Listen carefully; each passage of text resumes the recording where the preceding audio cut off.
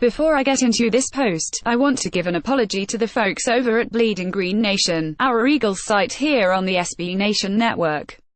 I didn't realize that their cocky responses to the exchange of questions we did was kind of a bit that they do to all of those sorts of posts. I apologize for mischaracterizing the nature of their responses as a result.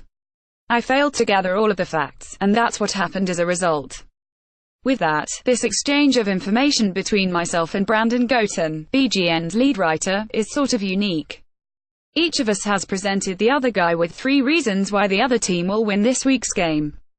Brandon has sent me 3 reasons why the Vikings are going to beat the Eagles, and I've sent him 3 reasons why the Eagles will beat the Vikings. I'll link his post here when it goes up over at BGN, but here are his 3 reasons that the Vikings will advance in this year's playoffs.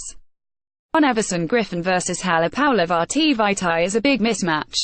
Arguably the most concerning individual matchup for the Eagles in Sunday's game. Griffin finished with 13 sacks in 2017.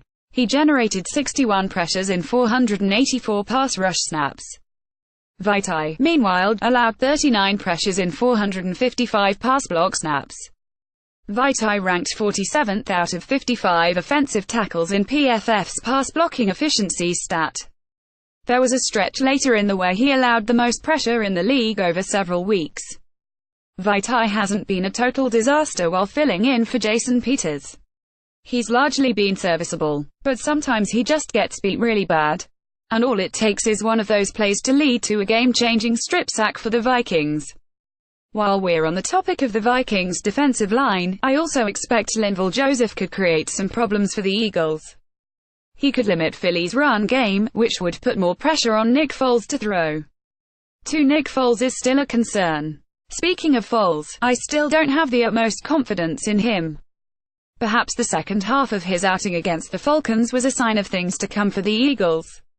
If that's the case, Philly should be happy. But Foles could easily end up looking like the guy he did in the first half of the Falcons game. Too many inaccurate passes. Too much indecision. Not enough confidence or playmaking ability. The stats looked better than Foles actually played against Atlanta. He wasn't doing anything incredible out there. He was simply executing the offense. Mike Zimmer's defense presents a much bigger challenge than Atlanta's predictable scheme. The Vikings are going to disguise coverages and make things more complicated for Foles. That's bad because Foles isn't at his best when he has to think. If Minnesota can pressure Foles early on, the quarterback's footwork could get sloppy. Foles has a bad habit to start dropping back too far or rolling out of the pocket too early instead of stepping up. Quarterback is obviously such a key position to a team's success. Foles has been such a high-variance results player throughout his career. It's possible good Foles shows up on Sunday, but it's also possible bad Foles is the guy who turns up. Case Keenum's mobility could neutralize the Eagles' pass rush. Facing Russell Wilson was a really tough challenge for this Eagles defense. A team that's so used to generating pressure just couldn't bring Wilson down due to the quarterback's mobility. I'm not saying Keenum is Wilson, but some Eagles players actually did make that stylistic comparison this week. Despite being the 3rd most pressured quarterback, Keenum only ranks 2nd in sack percentage. From watching the games, it's easy to tell he has the mobility to escape from pressure. If Keenum is able to elude the Eagles' pass rushes, that'd be very bad for the Eagles. Philly relies on their front 4 to take pressure off their secondary. Ronald Darby, Jalen Mills, and Patrick Robinson can't be counted on to shut down Adam Thielen and Stephon Diggs by themselves. The Eagles will need to generate pressure.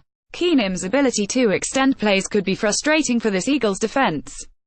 Those are some of the keys that at least one Eagles fan sees to a Minnesota victory on Sunday in the NFC Championship game. It's pretty tough to argue with any of those, to be honest. If all 3 of the things that Brandon outlines come to fruition for Mike Zimmer's team, they should be able to carve a path to victory in this one.